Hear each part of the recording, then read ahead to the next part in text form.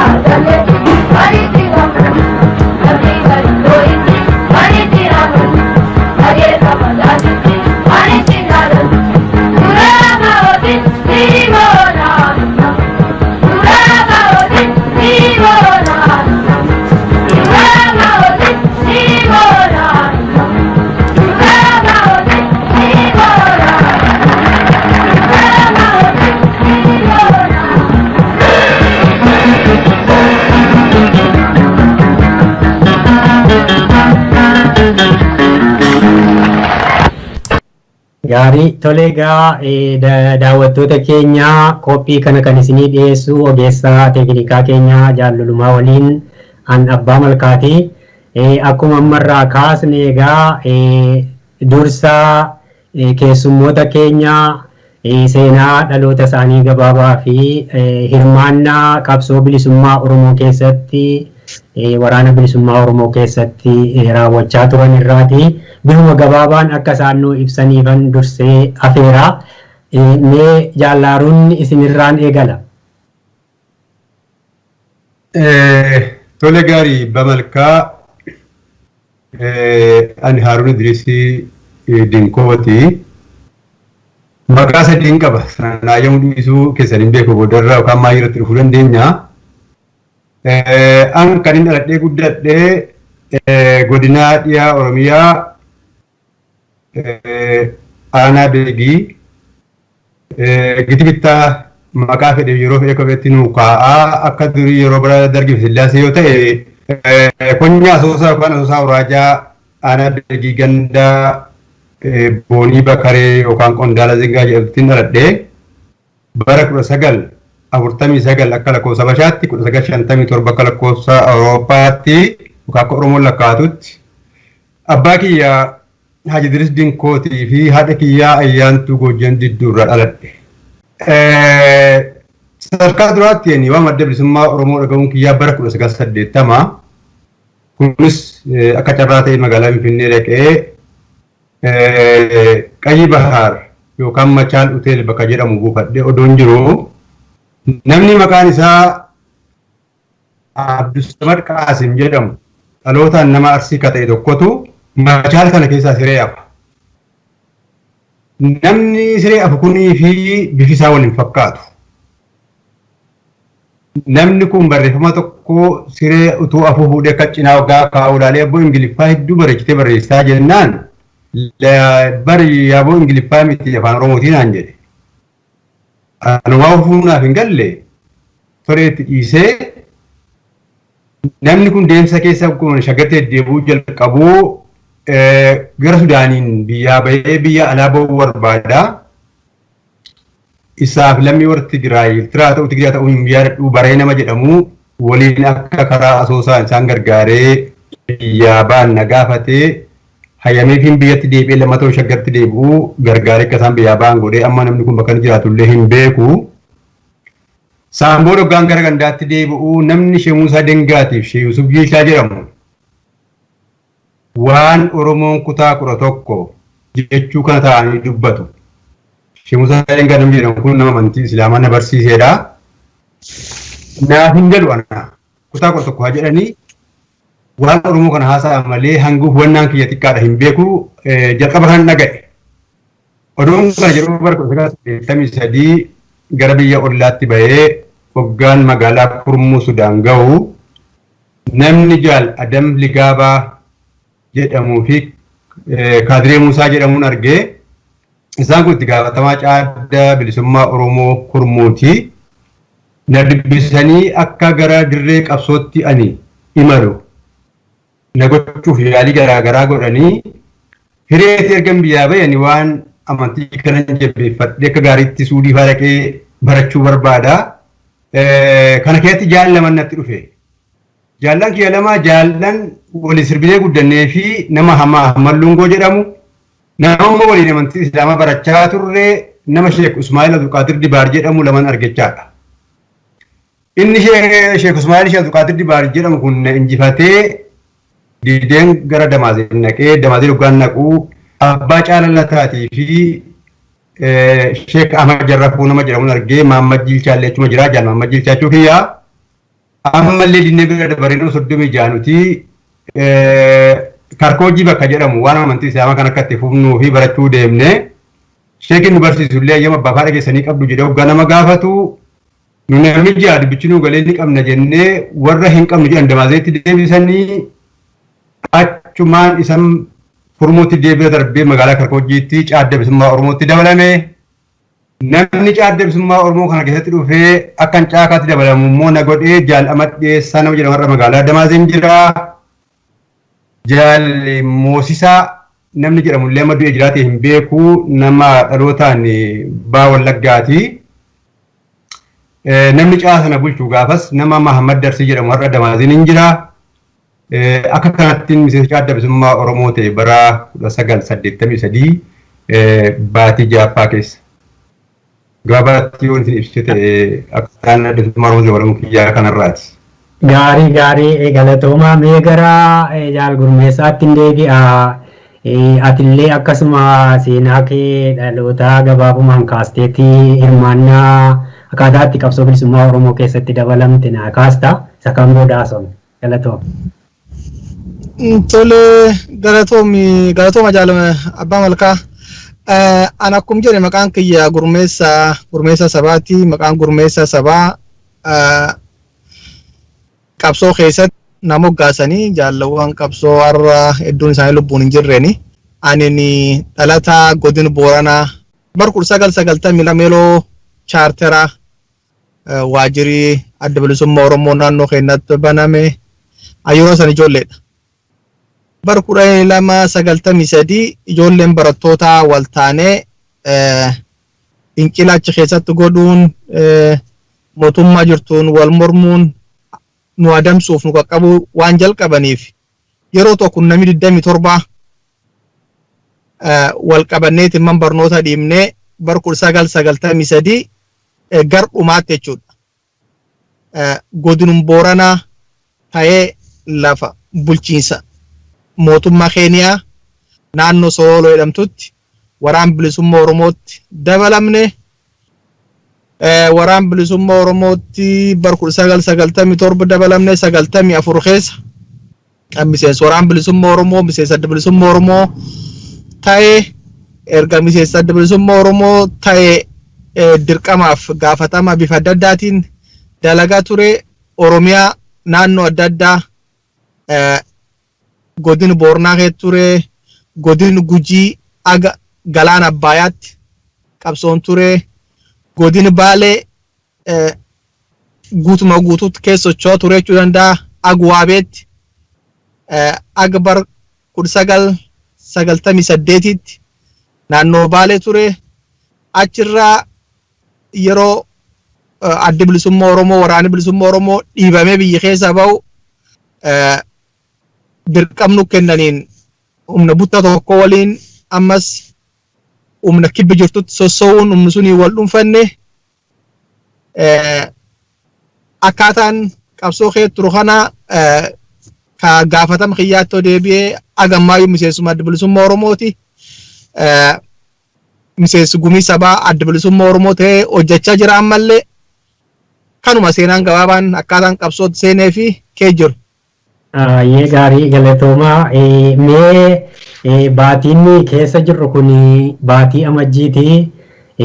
Baatiin amajjii kun immoo egaa guyyaa amajjiin tokkos guyyaa waraana bilisummaa Oromooti. Mee waan amajjii kanarraati hanga tokko haasofna. San booda hirmaannaa qabsoo keessatti egaa wanta nama mudatan garagaraatu jira. Isa sanarraa kaasuu mallataa. Mee seenaan amajjii egaa amajjiin guyyaa tokko guyyaa waraana bilisummaa Oromoo ta'ee akka kabajamu qaama hoogganaa dhaabaatiin jechuun miseensota walgahii miseensota koree gidduu yaa'usiitiin murtaa'eeti guyyaan kun amajjiin tokko guyyaa waraana bilisummaa Oromoo ta'ee kabajamaatti yoo naga'e. Mee amajjii tokko yookaan guyyaa waraana bilisummaa Oromoo akkamitti yaadattu Jaalaaruun? Tole Bamalkaa amajjii tokko waraanni bilisummaa Oromoo akka guyyaa dhaloota isaatti ilaala yoon jedhe dhugaarraa waan fagaanne ta'a. Amajjii tokko akkitti ayyaaneffatu waraanni bilisummaa Oromoo akkaataa garaagaraati. Addi bilisummaa Oromoo ijaarammaa hedduu qabaa. Gartuu dhiyeessii qabaa. Gartuu fayyaa qabaa. Gartuu maandisaa qabaa. Gartuu makaanikaa jittu jira. Gartuu warra konkolaachisuutu jira. Gartuu warra fayyaatu jira. Waraanni bilisummaa Oromoo kan bobba'ee gara Oromiyaatti gammoojjii irraa qubsuma isaa booda irraa ol bobba'u akka haalaa fi yeroon sun kennetti gaggeeffata. Kanneen immoo qubsumaaf duubbee jiran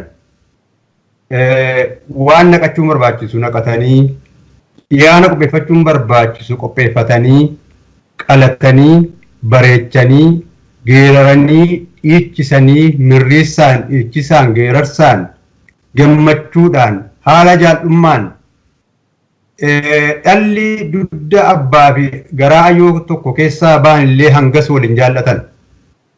Gammachuu daangaa hin qabneen ayyaaneffata waraanni bilisummaa Oromoo. Hooggana isaa waraanni bilisummaa Oromoo abbaa isa dhalche caalaatti ilaala akka qarooja isaatiitti. Gartuu jaarsolii jechuu kiyyaa isaan irraa kaasee hamma hooggana gadiitti walii abboomamuutu jira, wal jaallachuutu jira, ofirra waliif yaaduutu jira jechaadha. Bifa kanaa waraanni bilisummaa Oromoo kan geggeeffatu.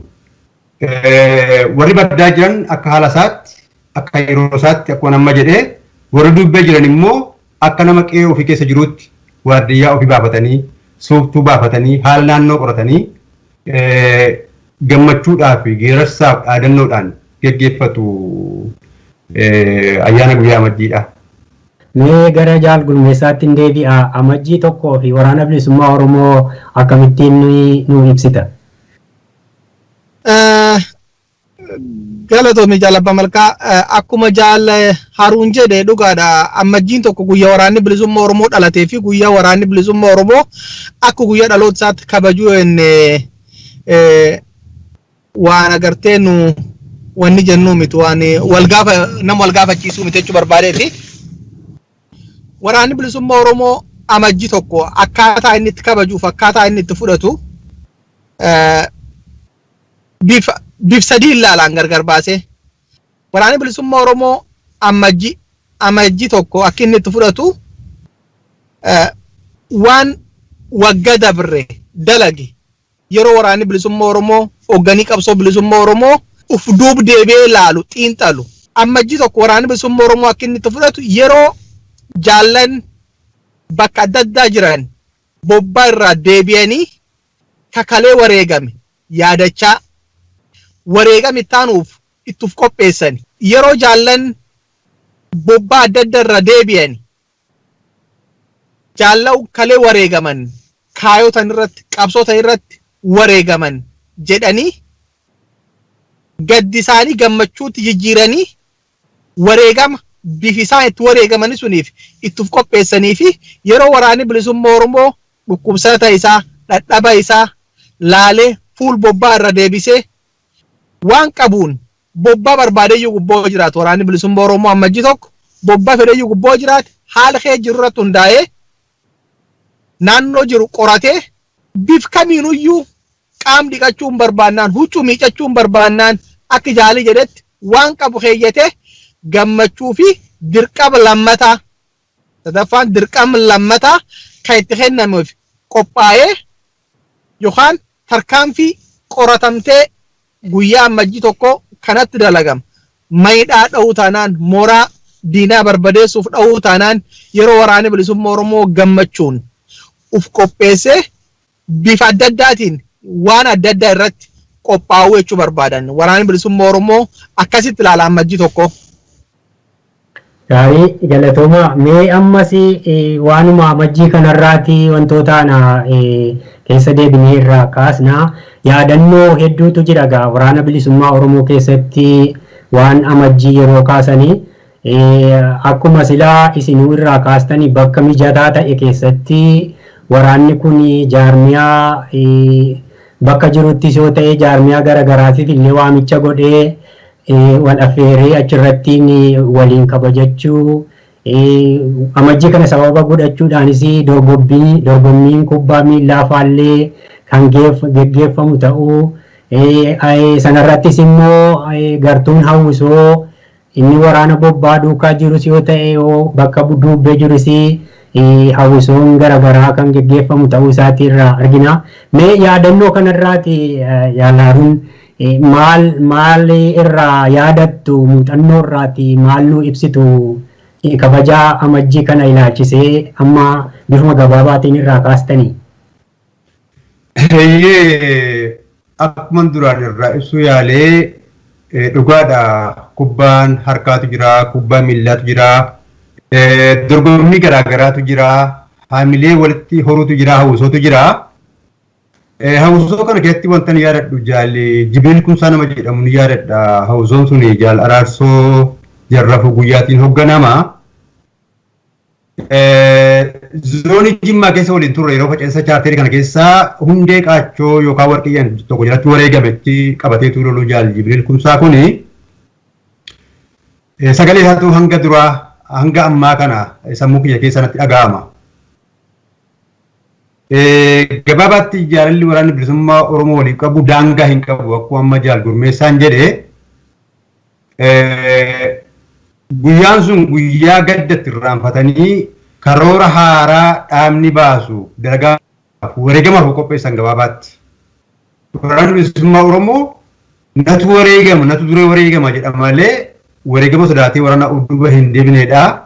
Waraana jaalalaan guutame waraana kaayyoon guutame waraana leenjii gahaan kennameef karaa seenaa uummata Oromoo haa ta'u karaa seenaa adda bilisummaa Oromoo haa ta'u karaa namoota akka saba Oromoo addunyaa kanarraa gabaabumanii bilisoomanis haa ta'u ni kennamaaf jechaadha. Waan wareegamuu fi waan diina isaa ajjeesuuf ofiif du'ullee waraana beekee hubatee hidhatee bobba'uudha jechaadha. Yoon ibsite gaabaatti hanguma kanaanii ibsaa.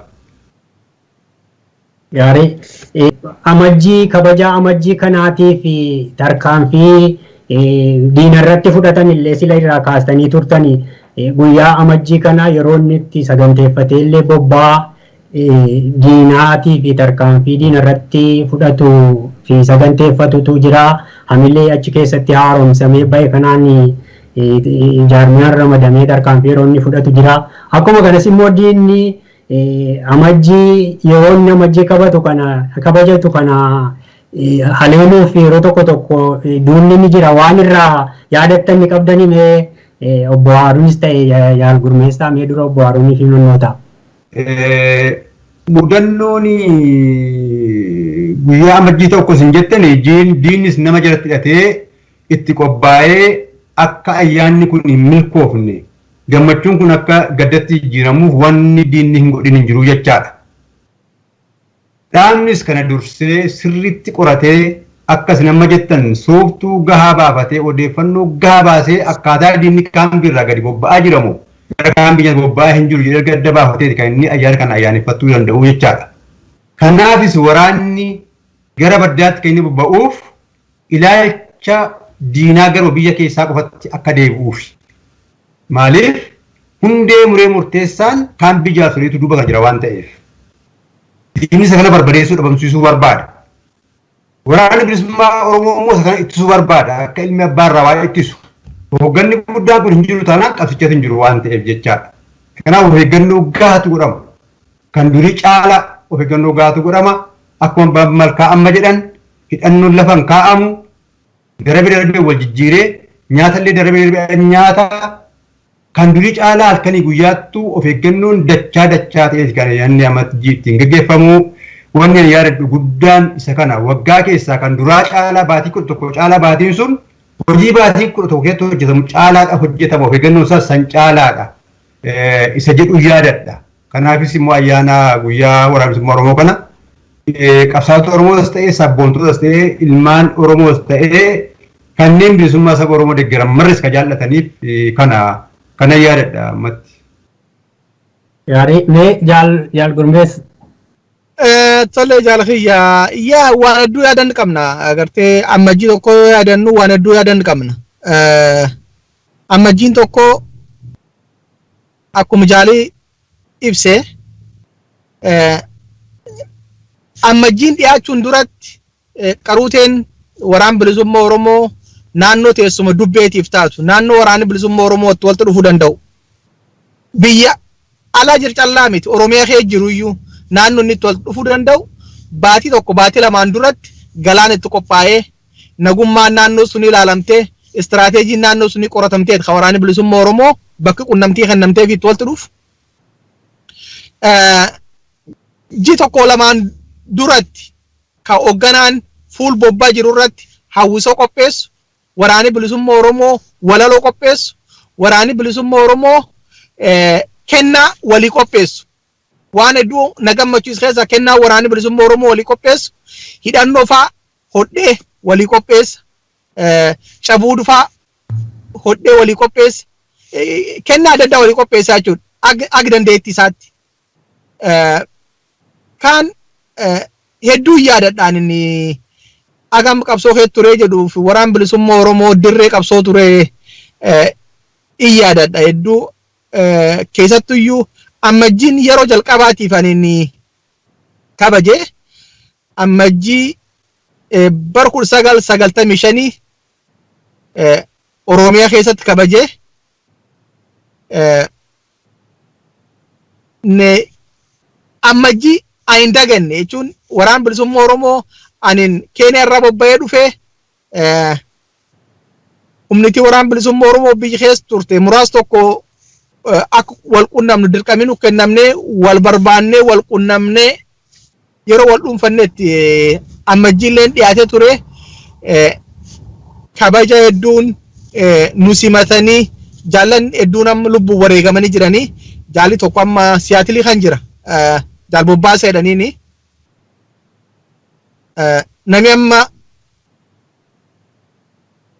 nami amma lubbuun jiru iyyuu isuma jechuun danda'a dhugaa dubbachuuf. Kan irratti diinillee nu dhufee ofirra deebifnee nagaan ayyaan keenya ayyaaneffannee ummati Oromoo deeggartooti waraan kana deeggartooti adda bilisummaa Oromoo dheebuu dhaabtanaaf dheebuu waraan kana qaban yeroo isaan dhufanii ummat kan waraan kan daawwatan hiriir yeroo inni ba'u walaloonni qopheessu hawwisoo isaa simatanii fi waraani bilisummaa Oromoo injiraa jedhanii itti abdatanilleedha jechuudha. Akkasuma 96 godina Gujii naannoo galaana Abbayyaa ture achitti kabajee 97 yeroo baaletti qopheessinu umna zoonii baatuu irraa gar zoonii kallacha afaan zoonii jidduu galaatti gaalaaf re'ee qabannee akka deemnee umni suniif kenninu yeroo deemnutti wayyaaneen karaan nu eddee nu haatee namis nurra wareegamee gaalaaf re'ees dhuunfannee diina sijjeemnee boojinee ammajjii akka gartee jaallan injifannoo guddoon jaallanii zoonii baatuu zoonii kallacha jiranilleen nu birmatanii injifannoo irraan agartee injifannoo hedduu nam gammachiisu galmeessineetiin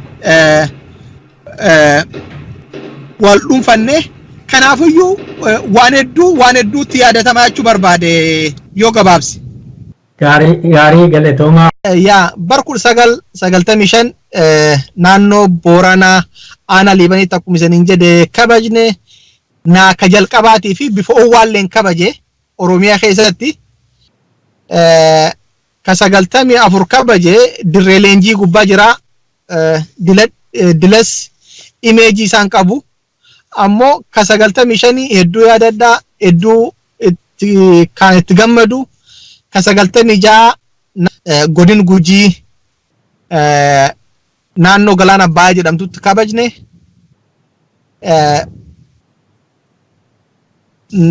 Maatiyaas Guddinaa Jaal Maatiyaas Guddinaa nami jedhamu Minisoota jiraata before waan kabajnee fi bifa akkuma reefu ibsuu yaallee dirqamii adda addaa bobbaan adda addaa nutti kennamtee Oromiyaa keessatti dinagdeen dhiyeessinu meeshaan waraanii nu hidhachiisuu qabnu dirqamii nu kenname bifa adda addaatiin kabajne dirqamuu nu kennam kanaaf yeroo waggaa tokko hin caalle keessatti godina Gujii jechuun galaana Abbayyaa jechuun almost gama goofaa dhiyaatti achirraa 97 isatti kabaje baaletti kabaje jechuudha jaallan konkolaataa miti miilaan deema waraanii bilisummaa Oromoo kan keessa diinaa wallollee miti hedduutu nurra wareegame hedduutu booji'ame hedduu jeemne hedduu boojines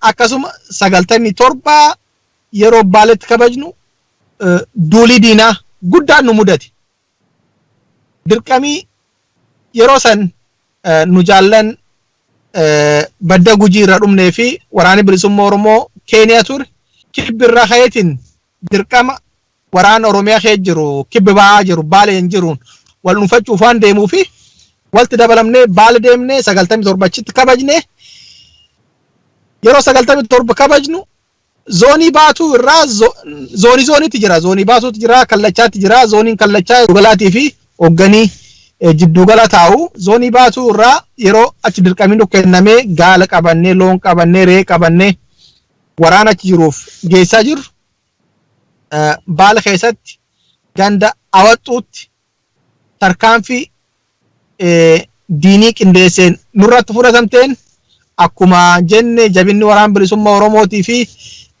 gootummaa isaatiin suuftuuf dura baasee uf eeggannoo tolchee sosso'aa waan jiruuf haati isaa seenne walti dhukaamne injifanne akkasuma qabeenyi dhaabaa haa qabannee waraana bilisummaa Oromootiif akka inni amajjii itti kabajatuuf deemaa jirsan dhaqqabsiifne hawwisoo yeroo sana achi turte dhugaa dubbachuuf Kadiir Sayid faa aanaa Bareentooti Biqilaa Guyyittaa faa orgaani jira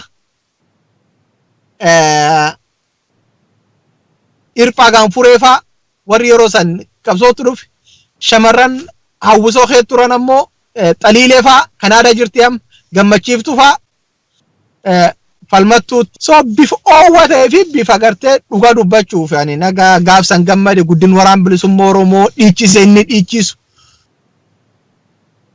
waan hedduu agartee nam gammachiisaa humna hedduu nama abdachiiftuu fi uummata Oromoolee abdii gootu hedduutti ture Oromiyaa keessa sosso'aa ture. Kanaafuu bifa kanaan yaadannaa yeroon kun ammoo yeroo waraana bilisummaa Oromoo akkuma reefu jennu waan adda addaa walii godhu dirqama adda addaa fudhatu wareegama itti aanuuf qopheessu ka akkasii kan turte akkasitti yaadadhaa jechuu barbaada dhiifameen dheeresse.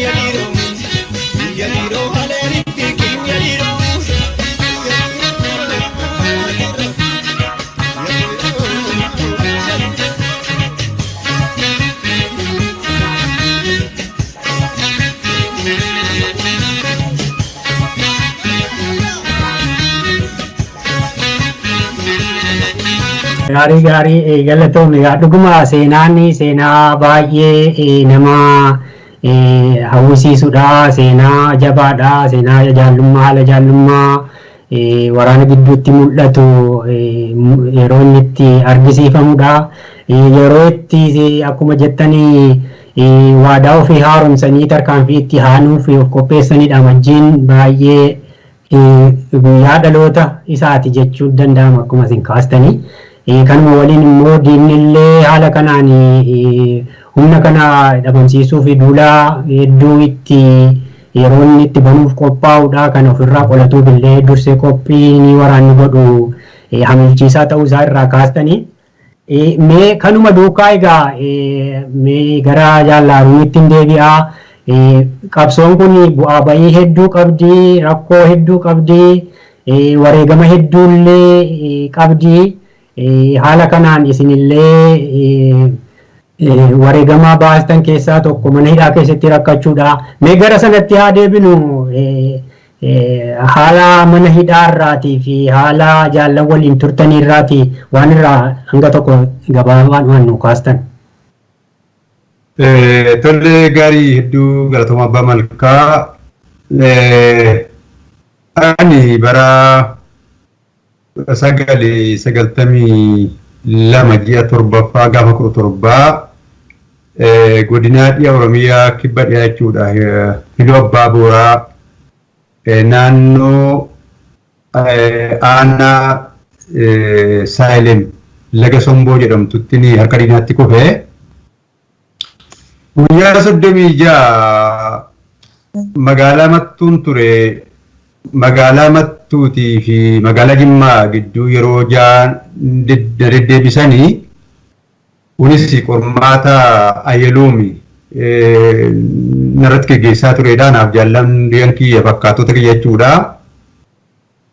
Eessa gargaarsa argattu meeshaan dhaabaa eessa jira abbayyeen yookaan jaalguutuu caalii eessa jira dhagaaffiin isaanii inni guddaan jechaadha. Abbaan Booraa qajeelaa Bariisoo jedhamu nama kibbaa Oromiyaa nama dhalootaan illee lammii Sidaamaati. Jaalli kun har'an jiru wareegamee biyyoota salphattu isa fa'i kan gaaffiin hedduminaan gaafatamu. Jaal Alii Huseen fa'aa Ajajaa Cibraa Waraana Simbaarmoo Dirree Dhiyaa nama dhaloota Wallooti. Jaal Saadiq Lamuu Maccaa Shawwee jennaanii innillee akkuma kana ajajaa waraana sanaati. Jaal Abduu Muhammadii Faca'aa ajajaa Cibraati. Jaal Maamudii Tarfaa yookaan maqaa Beekinnoo jedhamu beekamaa itti aanaa ajajaa Cibraa jaalli Abduu Muhammad Faca'aa kana akkuma kana jaal Ali Heloo dhaloota Harargee namni ta'e illee itti aanaa ajajaa birgeedii zoonii sanaati. Jaal Ayyaanaa immoo har'a innis bu'aan jumlatti fakkaatu garuu qabatama wareegamuu dhiisaa hin beeku. Inni illee tikka qaama isaanii jalqabaa gaadisaa wajjiniin biyyoota salphatti lachuu isaanii jedha. Isaan kana gaaffii gurguddaan kanan gaafatamaa ture. Ani waan hin beekullee hin qabu. Ani shaggar irraanii gara zoonii Jimmaa fi Libbaa Booraatti ramadame yeroo sana godinaa dhiyaa Wallagga irra jechuu kiyya erga lollassoo isaa ta'ee osoo cabnee baanee booda. Akkuma siin jedhee baatiroo fagaa barka diinaatti kufeen guyyaa 36 sana deemee booda qiddeessatti hoggaa nu geessanii jaallan nama 52 waliin ture. Isaan irraa addana baasanii konkolaataa aayifaa funyaan keessa na kaa'anii xalayaa wayina jala barreessaniiti akka naqee warra gartuu nama 39 tokko wajjin hidhamu 40ffaan ana ta'ee gidiraadha inni namaa hin argine guyyaa gadi hin baanu mana fincaanii darabeedhaan ba'amaa boolluma uraniitirra taa'amaa kana jechuun hin danda'amu gaa jaallanii waliin turre baatii 5 boodan si'aa nu biraa hoggaa gadhiifaman nuti namni 586 mooraa Kooriyaa jedhamu kan qondaalonni gurguddaan mootummaa dargii turanitti nu geessanii mana jaarsanbatoo geessisaa keessa jiraatu keessaa nama 136 keessatti hidhamee jira. Mana jaal Tamasgeen Adabaa Kumsaa nama dhalataa godinaa Wallagga Bahaa Horrooti amma lubbuun hin jiru. Diinatu Zuwaayaatti yeroo lama dhufee nu ilaalee midhaatti sadaffaa irratti dhabamsiifte diinni biyya jiraatiin isaan beekamu qabu. Mana kana keessa jaal Ali Tarfaafaa jaal Kadir Amaanfaa amma kun biyya Noorwee jiru kana faatu jira. Isaan nama 136 mana Beefaa keessa dhaloota Arsii Leensaa Ejjabee keenyaa nama 141tu jira. Mana jiraatu keessa immoo nama 82tu jiraata. Shamarran 7 cinaa jiru. Har'a namni ifaa jireenyaa Tolasaa jedhamu biyya Kanaadaa jiraatu kophaatti ukkaanfamee kophaasaa hidhaa keessa jira.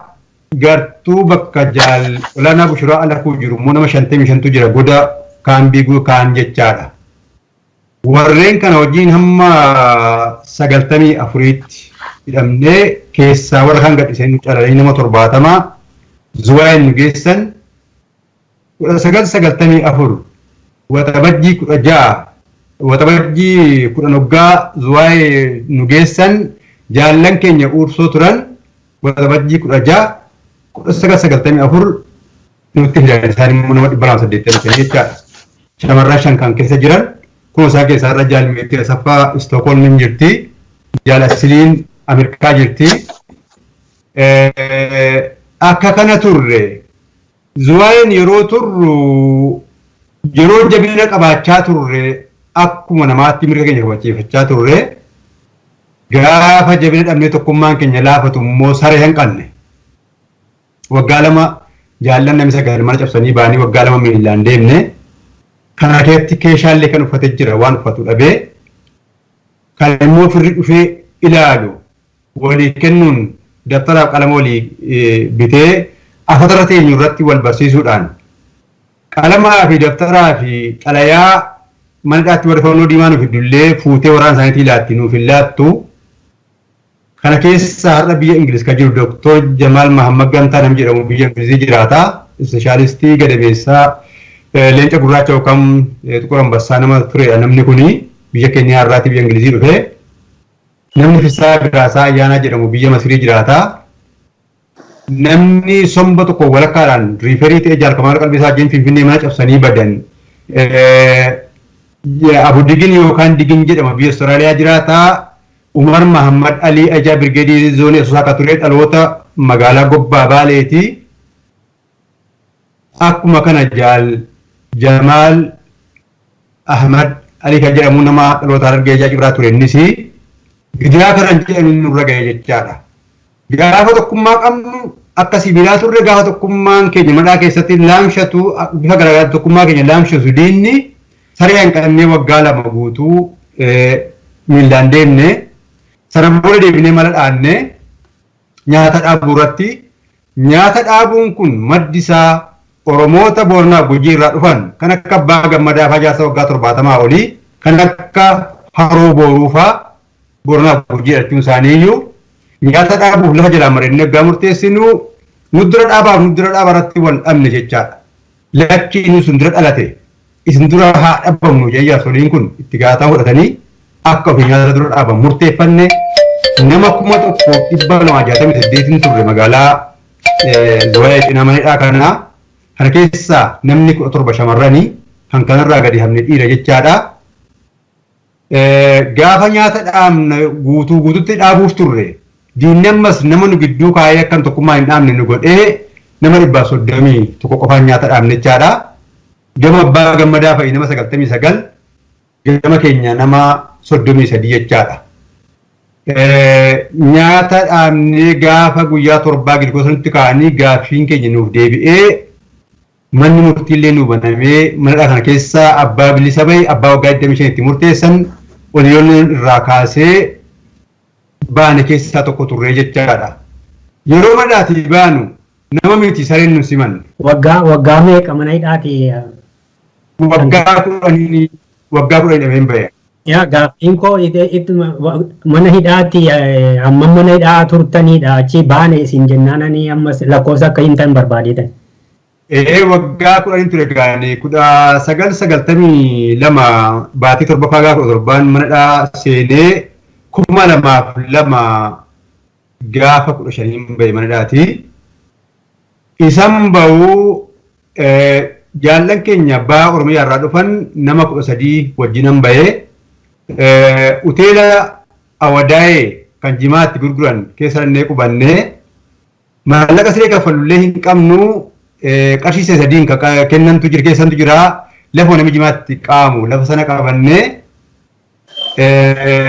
namni yeroo jalqabaatiif akka qabsaa tokkotti biddeen afaan na kaa'e yookaan bishaan na obaasee qeerransa dhaabni guddisee dhalattuu magaalaa Mandii. Jaalala jireenyaa kuufataa dhalataa magaalaa Gidaamii irraa biyya Sudaan jira. Sareen qabne waraana bilisummaa Oromoo baratan jechaadha. Haa ta'u akka taane bilisummaa mataa keenyaatiif kan qabsoo seenne waan ta'eef namni mataa isaa bilisoomsee abbaa faadha isaa bilisoomsaa sana wal ollaa isaa bitaa mirgaa ga'a. Achii ka'ee guutuu biyyaa ga'a waan ta'eef waan itti gaabbinuuf itti gaddinullee hin qabnu hamileef abdii guutuu qabna. Diinni nu mucuchee nu adochee nu baasuu nu hidhee nuti garuu sibiila caalu taanee baanee qawwee keenyatu booji'ame malee gariin keenya qawwee keenya garaa keenyatti hirqibsine. Diinni qaamaan nu booji'e malee keessa keenya hin boojine waan ta'eef daran hubannee bilchaannee qaroomnee baane eenyullee eenyuuf hin qabsaa'u mataatiif qabsaa mataasaa bilisoomsuuf sana booda nama bilisummaa qabu sabaaf qabsaa'ee saba isaa bilisoomsa waan ta'eef akkuma kanaan isin gabaabsuudhaa fi guyyaa 84 keessatti akka dirree qabsootti deebinuu qajeelfamni gabaa dhaabaa irraa karaa maadheetiin nu ga'e. Guyyaa 84 kanatti nama 5 akka qabsoo dirree qabsootti deebinu ta'ee warra biyya jiru yoo maqaa dhiisee nama as jiru dha'uu hin danda'a. Nama 5 keessaa Jaal Addunyaa Shifarraa qofa kan wajjin gara dirree qabsootti deebi'e. magaalaa Amboo gageenyu duratti sinee baa yeroo Finfinneedhaa gara dirree qabsoo dhaquudhaaf kaanu xalayaa ayyoo duree dhufeetu natti kenname. Jaarsi tokkummaa biyya jiraa jaalakii xalayaa kana dubbisii cirii malee baatteen deeminnaan jedhe. Xalayaa ayyoo duree irraa dhufe akkam godheen jira. Jaalan dirree dhaqu immoo akkamitti na amana mana dhaatiin waggaa 10 boodan turee dhufe kaayyoo sana ittiin jiramoo ittiin hin jiruu koo maalii adda baachuu danda'a. Namni haala shonkoorumatti ciinamee hin ilaalamu. Kanaafuu calaa sana ciisan na baasurra wareegamu waa lama callaa filadheetanii calaa sana kaawwadhee fiichee hoteelii ka jedhamu nannee bullee ganama yeroo bakka buufata konkolaataa gara godinaa dhiyaatti imalu geenyu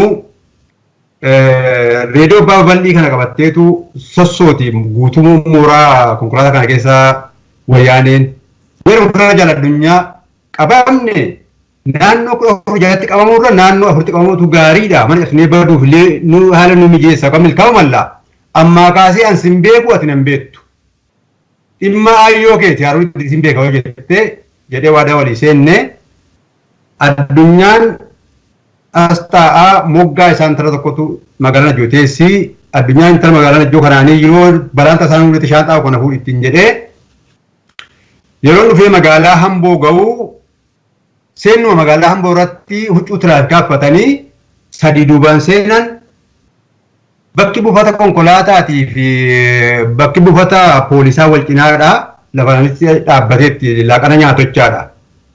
Dudduuba dhufanii ol ka'inaan jedhan calluman jedhe abbaa keeppii jedhan nama hedduu keeppii qabaan calluman jedha kana ta'e beekaa bar jennaan dhufanii tuqanii isiniin jenna ol ka'aanaan jedhan. Gaarii jedheen kee shaanta qabadhu kee shaanta kee qabadheen ka'ee ana gara fuula duraatti yeroo abbaasan ayyoonni dhibbaa tokko akaja shamballi tokko matroqaan tokko kan wayyaaneedhaa fuulduraan dhufanii arrabu waan jalqabanii warri nama 63 fi abaasiinii warri kaan duubaan yaa'anii kasaa qaxxaaman godhanii jaaladunyaa shifara kana keessa luqee raawwateetu lafa ciniine. Shaantaa komaarree koo hin jennee fuulduraan nan qabamee nama bubantii nadhii Faayisaa jedhaman biyyoota salphattuu miseensa waldaa Maccaaftuu lamaa nama turan yeroo dargii waggaa 6 walakkaa nama hidhaman isaan illee wajjin qabaman jechaadha. Hoggaan ol seenuu shaantaa nama hunda sakatta'aa jiru poolisiin balbal dura taa'aa gaarrana ekkattaa'ee marxoon qabaa marxoo koo dirfadheen xalayaa duukii lama keessa jiraa naan jedhee natti himameeraa xalayaa kana nyaachuu jalqabee jechaadha. Waaqa na gargaaru waaqa irraan na ga'utu nama sadii nama isaanii hidhamee jiru gaachuu dhufanii poolisii kanaa suusisu danaa. Amma ergasii yeroo shakkuwanii poolisiin sun adda bilisummaa Oromooti. Xalayaa kana erga nyaadhee fixee uumaan lubbuun nagamee gaafa xalayaa nyaatta nyaadhaa laalaati cufata afaan keessaa nama bada. Xalayaa kana walakkaa nyaadhee walakkaa isaa immoo karaa daandii fincaanirra bahu killee akka qadaada tokko irra kaa'amtu jiraas irraa fuudheen keessa buusee maa inni ati shokomsituu naan jedhe. Maal re'ee kosorruu nyaattu na goote moo maaliif shokomsaan jedheen amma leenca ta'e bara. Balleesse kan garaa kootti deeffadhee walakkaa ishee muree boolla keessa buuse. Kana booda dhufanii sana xumuratanii qeensa miillaatti amma rifeensa mataa sakattaa akka jedhu qajeelfamii darbaa. Ani bilisa waan ta'e waa tokko harkaan jiru nan baase huccuu kiyya ofirraa. Huccuu kiyya guutuu irraa baasee ila huccuu kiyya kana qarabaadhaan kirrii isaa kana illee muraasa sakattaa yoo feetan.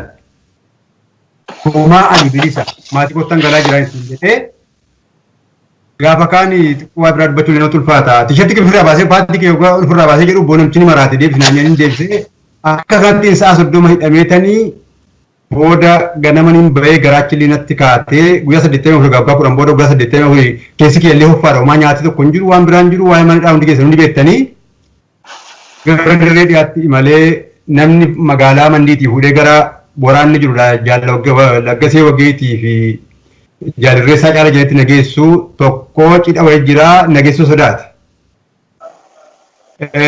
Jaal tokko biyya jira jajjabeedha. Deemsisaa jajjabeetii inni fuudhee sargadhee dhossee namni Jaal Laggasee fa'aa biraa dhufe tokko jaal ammallee maqaa namaa dhabuun gaarii nama guddaa keessa tokko bira dhufee namni guddaan sun immoo qonnaa gammoojjii dhaqanii inni magaalaa kana jiraan dhaga'ee sargadhee inni fuudhee Jaal Laggasee fa'aa bira nageessee baatii 4 Jaal Laggasee fa'aa biran ture walii lola garaagaraa irratti illee hirmaadheera.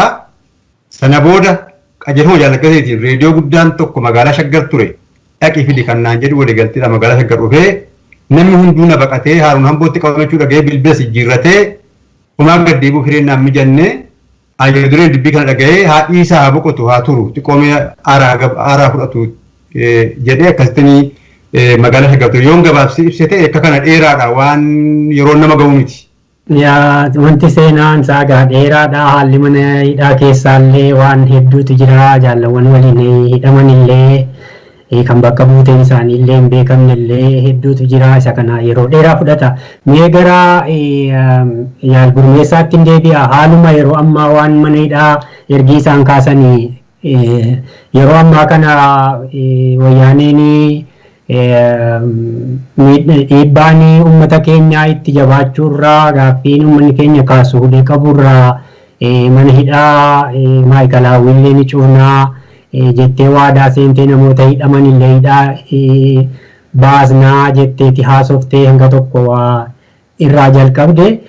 Mee haasaanuma isaanii kana keessatti maayikalaawwiin lafatti dargiin nama miidhaa turedha jedhaniiti kaasanii isaan akka waan mana hidhaa kana keessatti nama miinetti kaasanii kanarraa maal jettamee gara sanatti yoo deebine.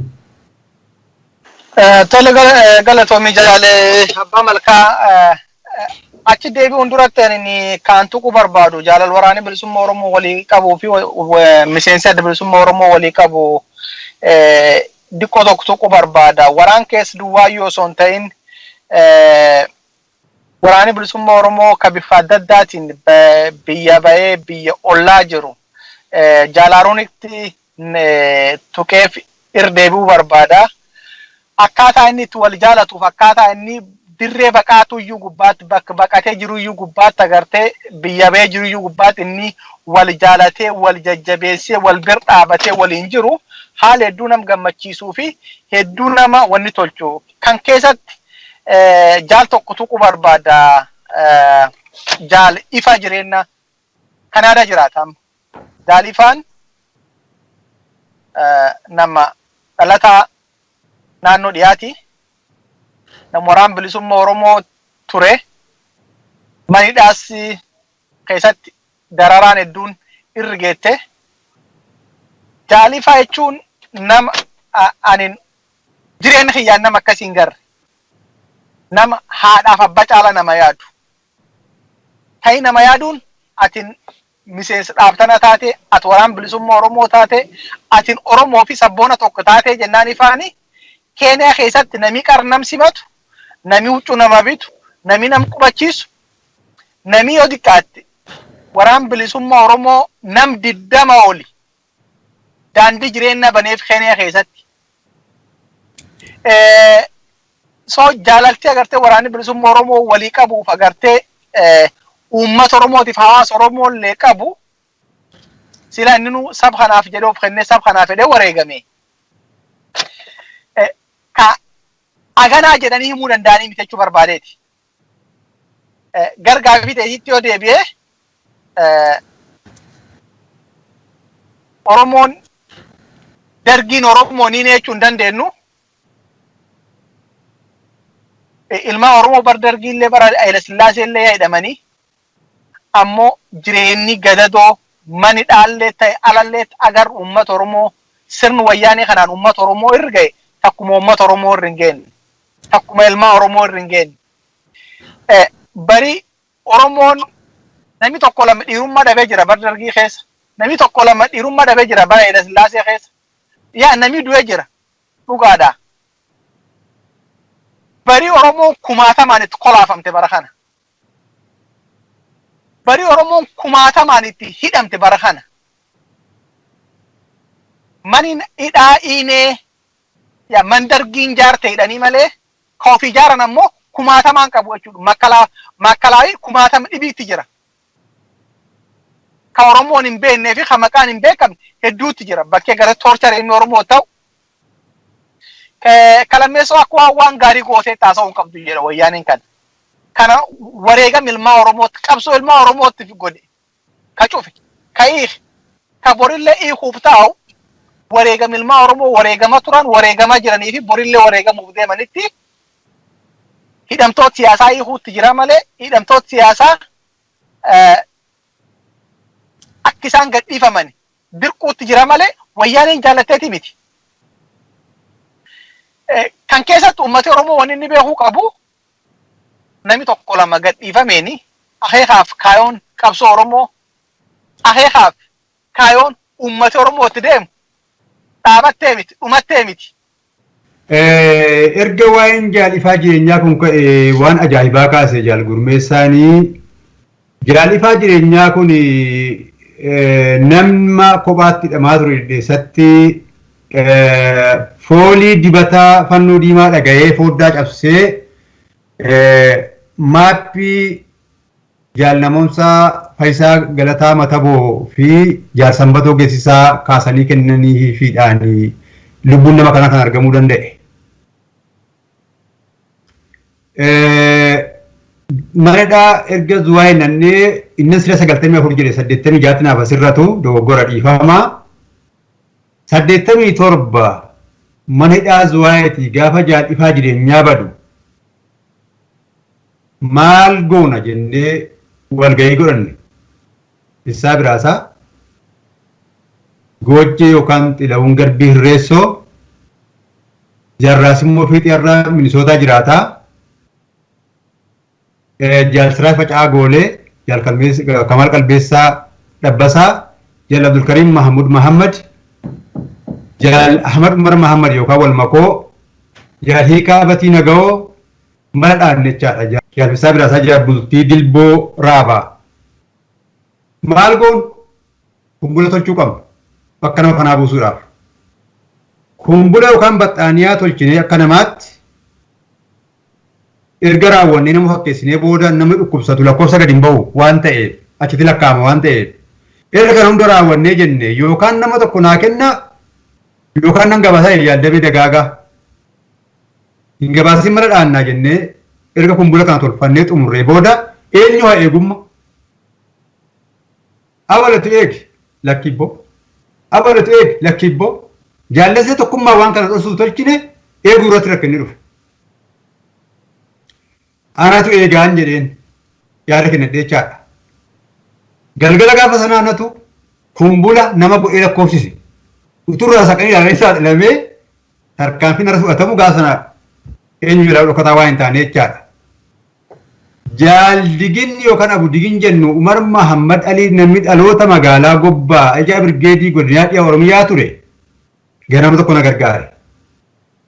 Jaal Olaanaa Bushuraa ala kubiyyootaa salphattuu wareegameeraa galgala tokko na gargaaree jechaadha. Dhala kanattiin kumbula lafatti lakkoofsifnee hogganoota ofiisaroota mana hidhaa bulchan guyyaa sadi lafatti kumbula nama goonee lakkoofsifnee jaalifaan bahee bakka garaasaa akka ga'u goone jaalifaa jireenyaa akkuma jaal kiyya kaase goota akka leencaa kan barabaraan seenaan isaallee takkaan irraanfatamneef hin dagatamneedha. Yaada hedduu bareedaadhaa kaase jechuu barbaadeetanii. Gaarii galatooma dabalees waan booddana gara kartoomitiin mudate tokko jira yoo carraan haalaattan isa dubbachuu.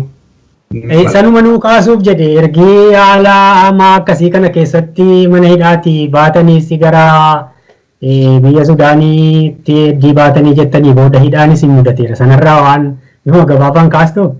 Eeyyee bareedaadha. Akkan dirreedha Jaallaggasaa wagii biraa deebi'een ammas Tigraay hoteelti gubate. Waan kiyya dheeraadha yeroo nuun ga'u. Tigraay hoteelti waggaa gubatu ani Faransaay Legaasiyoon hin jiraadhaa. Manadhaa kana keessa argaman Jaasoroon Xilawuun duuba bahee mana tokko kiraayii fudhateetu naannoo Faransaay hojii harkaa tokko waan beekumsa qabuun jiraachaa jira. Hoggaan bosonaa deebi'ee dhufuu Jaasoroon Xilawuun galataa kana biran qubadhee amma hojii harkaa kana tolchina waan iskaarbii jedhanii alaabaa Itoophiyaa mormara buufatan kana keenya jala dhossinee hojjenna keeppii keenyaa fi alaabaa dabsummaa waliin kan tolfame jala dhosineeti gatiin isaa sasa guddaadha kan Habashaa kana irra keessa qabnee saan golgannee keessan keenya gurguranna nuyi. Kanaan buddeen ittiin nyaachaa ture kiraa manaa kaffalachaa tureetu jiraannu Tigraay ergumatee naan dhufee nurra qubatan sinti gube jedhanii. Fuudhanii maakalaawii nageessanii nama mana kiyya ana to'achuu dhufu jaal addunyaa shifarraa achumatti jaafar alamoo akkayyoo achumatti jaal alamaayyoo abdiisaa fa'aa achumatti qabame mana kootti jechaadha. Wanti na booda dhufu hundi ijoolleen gara nama 18 na booda qabamanii hidhamanii guyyaa 18 maakalaawii jalqaba qawulaasa jedhan achitti hidhame. Nama uummata ture sabboontota Tashoomee Guutamaa Mootii nama Jarbatoota Damdollooti. Daawidi Shuroomoo Bulchaa nama jedhamu nama Damdollooti ilmaan adeeranii wasiilanii yookaan abbeerraniiti isaanii na biraa ba'an jechaadha isaan. Achitti hafee mana xaawulaa keessaa halkan yeroo mana torbaffaatti nageessuuf turanii nama fira diinuma keessaa firiin dhabamu maal naan jedhe Tigireen tokko dhufee nyaata kee nyaadhu naan jedhe ijoolleen akka har'a ba'an beekanni nyaata kee nyaadhu erga nyaateette immoo naan jedhe quba tokko na agarsiisechaadha an kana jechuun maatanii kadhee jecha kee jijjiiriin kan jalqabaa yeroo jaa qoratameedha maakalaawii kana keessatti jechaadha yeroo garaagaraa jaadifanii qoratanii waan ta'eef jecha kee jijjiiriin achiisatu namichi kun eeyyee ismaanii walii murteeffadhee halkan walakkaa fuudhaniitu mana torbaffaa kan jedhamtu nageessan. Yeroo mana torbaffaa kana seenu jaal Addunyaa Shifarraa, jaal Alamaayyoo Abdiisaa Fufaa, jaal Jaafar Alamuu Akkayyuu sadan kun achi keessa jiru. Jaal Addunyaaniif jaal Jaafar ni kolfan. Jaal Alamaayyoo Abdiisaa mataa qabate. Isaan tashaaruu nyaanne nama waliin beeku kan qabame.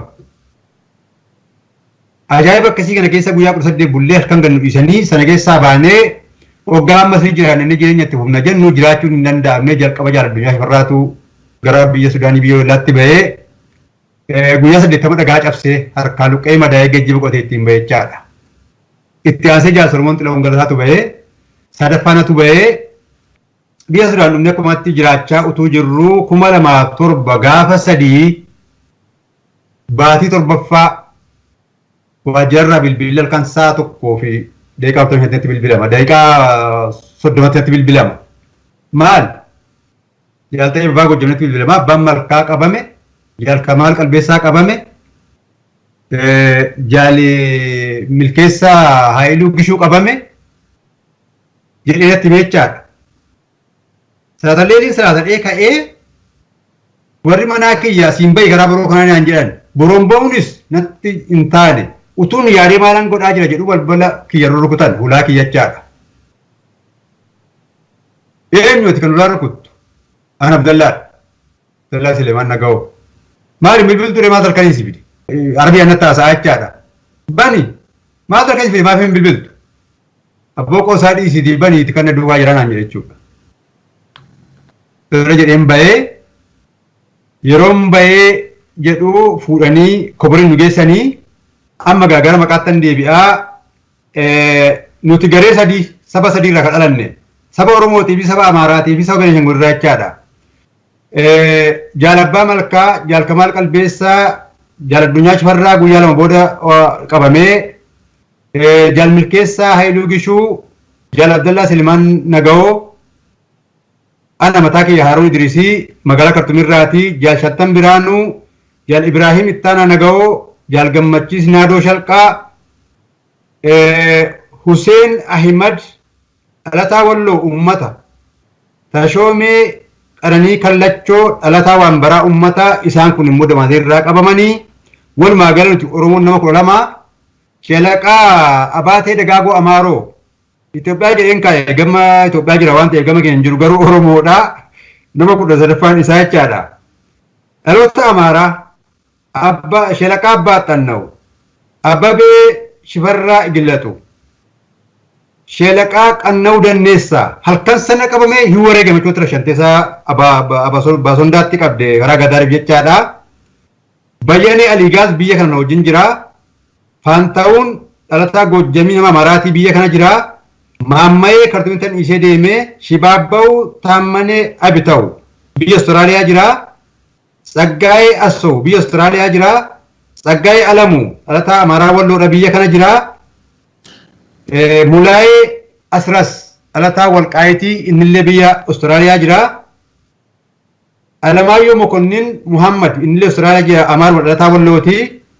Sintaayyoo Hasan dhalataa Wallooti inni Amaaraa hojii hidhame garuu inni Oromoodha gara Oromootti na barreessinaan jedhe waan kanatti mee jennaan jechaadha. Dhalataa Beneeshangul Jimaa Rufaayi nama jedhamu Beneeshangul keessaa nama tokko. Geetaachoo lammii Amaaraati inni illee dhalataa Walqaayitii. Inni kun warra Abbaa Malkaa wajjin Finfinneetti nama 15 wajjin kennan jechaadha. Daawit Darajjee Alamuu dhalataa Amaaraa dhalataa fi magaalaa Finfinnee Amaaraa. Jimaa Rufaayi dhalataa Beniishaangul jechaadha. Warra kana waliin koboriitti hidhamnee koborii kaanee dabakiif kobor gidduu dabarii kobor gidduu dabakiif kobor gidduutu deemnu garaa kanas hin buufna kana kanaantu jiru. Haa ta'u garuu akka deemuufi warra kana keessaa namni reebame akka hamaatti jaallan keenya warra Damaazenii qabaman jaal 50 biraanuuti hamma Tashoomeetii fi Useenii Ahimadi walloo kanatti jechaadha hedduu koboriitti hedduu reeban isaanii halkan tokkotti reebichin irra hin geenye gaafa Abbaa Malkaafaa nama 15 Abbaa Malkaatii fi jaalli Milkeessaa Haayiluu kana darbuudhaaf ka'an Jimaa Rufaayi isaan nama 3 namni 12 Amaarachaadha. 15 kana gaafa darbuuf ka'an jalqaba dabakii yoo nu fidan ija nu hidhu. Ana Abbaa Malkaatii fi jaal Milkeessaa bakka tokkotti nu dhiisan. Maali jedhe Abbaa Malkaa asii dhagaatee naannoo galchuun jedheen waaqoo egaa shaaruun naan jedhe Abbaan Malkaa. Hanguma kana mana tokko keessa nu kaa'anii jaal Milkeessaa Abbaa Malkaa mana tokkotti hidhanii mana tokko kophaan hidhanii gaafa tokko akka tasaa Abbaa Malkaa bira nageessanii halkan sana bussanii ari'anii muka baatanii deebisan. Lammaffaa jaal Abbaa Malkaatii fi jaal Milkeessaa Haayiluu jaallina agarreanii jechaadha. Isaan warra biyyatti darban nama 15 nuti warri 12 Sudaan hin taane Shelaqaa Qanna'uu Dandeessaa rashananiiru daangaa irratti haagaattiin baatii 8 hidhamnee baanee waggaa tokko baatii 4 immoo ni mallatteessine jechaadha. Mallatteessaa torbeetti yeroo 2 yeroo 3 kana ta'aadhatu mana hidhaa kanarraa baanee booda biyya kana biyya Suwiidin bara 2010 ji'a jaffaa gaafa 9 biyya kana dhufuu danda'ee isan Itoophiyaatti waggaa 10 hidhame caalaa kan Sudaaniin ija nu hiitee ijoolleen keenya warri xaafii adii fi diimaa adda baasan mana Sudaanii keessaa gaafa ba'an warra jaal Addunyaa Chifarraa warra jaal 50 Biraanuu warra jaal Abdallaa Selimaan warra jaal Gammachiis Naadoo iji isaanii lafa arguu dhabe. Nu keessaa namni dursee ba'e jaal Kamaal qofatu baatii tokko hidhamee ba'e jechaadha sababa dhukkuu isaatiitiif. Bayyanii Aligaaz illee baatii 2 hidhamee ba'e biyya kana jira. Iji akka lafa namaa agarre gootee toorchii sammuun gootee nu baaftee hidhaan Sudaanitti hidhamnee hidhaa biyya keenyatti hidhamne caalaa kan surrii namaa hadoochu kan hedduu namatti illee dhagaamee onni namaa akka dhiiga roobullee nama godhuudha jechuu barbaadeen kanatu nurra ga'e kartumitti immoo keenya waa'ee. Dhugaa dhagaa hidhaan Sudaan keessaa gaa baay'ee ulfaataa akkamitti ta'e wal bira qabdanii ilaaluudhaaf inni danda'ama kanaaf ani kaasee dhuguma hammeenya mana hidhaa keessatti Sudaan namatti raawwatu ulfaataadha kophaatti illee nu qoodee isin boodadha bakka ani jirutti isin fidan malee dura nama tokkooniti guyyaa 7 fi gargar turre mana kophaa keessa mana ajaa tortoraa keessa bakka nyaatti dhugaatiin hin jirre fincaan achumatti inni kanaan dura hidhame itti ba'u baay'ee nageenyuma namaatiif illee baay'ee ulfaataa ture. Hidhaan inni achi keessa tursee fi darbee immoo gaafa wayyaaneetti nu kennus ija keenya akka hidhannu nu godhee harkaaf miila sansalataan nu hidheeti dhaqee matammaatti kan inni mootummaa wayyaaneetti nu kenne diina lachuu tarkaanfii isaan fudhatanii haa ta'u garuu kan Sudaanii immoo irra hammaataa akkuma isin jettan ulfaataadha. Kanaaf gidiraa sana hunda keessa baatanii yoo naga'u keessanii fi rabbiinis galanni haa ga'u baga nagaadhaan baatanii. Mee egaa gara xumuraatti deemna waan waraana bilisummaa Oromoo kaasneeti waan amajjiitiif isa kaasneeti miidhaa waraanni kun bu'aa bahiinni keessa darbuu fi qabsoon hadhooftummaa ishee irraa ilaaluuf akka dandeenyutti kana kaasne malee wantichi waan bal'aadha. Mee yeroo ammaa kanatti egaa mootummaan wayyaanee uummata keenya humnaan ammallee bitee miidhaa garaagaraa irraan ga'ee bituudhaafiti kan inni qabsoo gochaa jiru. Ija nama waraana ta'e tokkootiin namoonni yookaan jaarmiyaan tokko mootummaan wayyaanee kun sirna dimokiraatawaa achuma keessatti isuma waliin uumanii filmaataan jijjiiruutu danda'ama kan jedhantu jiranii gariin immoo mootummaan kun humnumaanitti biyya kana qabatee humnaanitti malee hin bu'u kanaaf humnuma ofii jabeeffataniitti irraa kaasuutu barbaachisa kan jedhantu jiranii mee kana gabaabaadhumaan yaada gabaabaa nuu kennaati kanaan xumurraa. Tole hedduu galatooma abbaa malkaa mootummaan har'a ani mootummaaf hin jedhee biyya Itoophiyaa bulchaa jiru kun waan tokkotu onni isaanii kan dhiitessa waan gooman qabu ani xiqqoo barnoonni kiyya amantii islaamaati. Barnoota amantii islaamaa kana keessatti namni Abrahaa jedhamu biyya Yaman waggaa 60 bulche. Makkaa Madiinaa biyya warra Suudii kanallee Makkaa kanan cabsa jedhee dhaqee bara sana namni arba yaabii arbaan deemaa achitti baqe jarri kun seenaa akkasii kana dubbisanii raawwataniiti akka Abrahaa kana faataana jedhanii yaadan laata jedha takka kophaa hoggaan ta'ee yaadu garuu waan isaan dogoggoraniif goomanii bara Abrahaatiif bara kana adda baasanii gargar baasanii kaa'uu hanqachuu isaaniiti. Dhugaadha hayyoonni warra Tigraay tokkoomanii of ijaaranii wal ijaaranii haala yerootii fi gargaarsa Ameerikaatiin saba fi xiyyaaraan lafarraa duguuganii dargiitu duguuge jechuudhaan dhageettii argatanii bilisummaa saba isaa gonfachiisanii darbanii Itoophiyaa guutuuyyuu bulchaniiru. Dubbiin garuu akka sana miti har'a.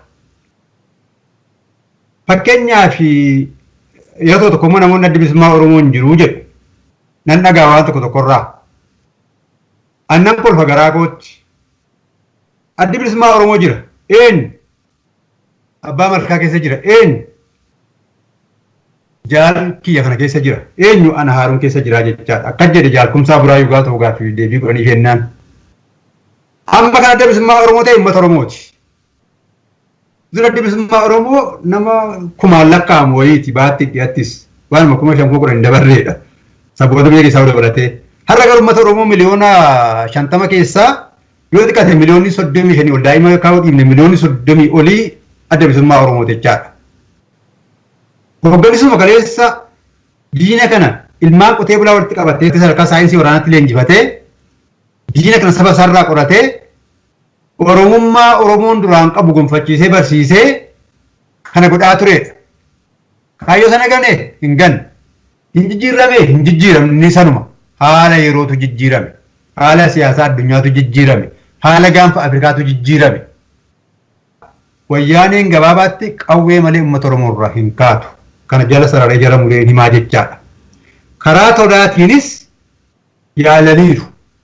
Aadaa wayyaaleeru fakkeenyaaf kan jaalleen cola isaaniin hoogganamu. Akka hin taaneef akka milkaa'amnes bira gaameeraa jechaadha.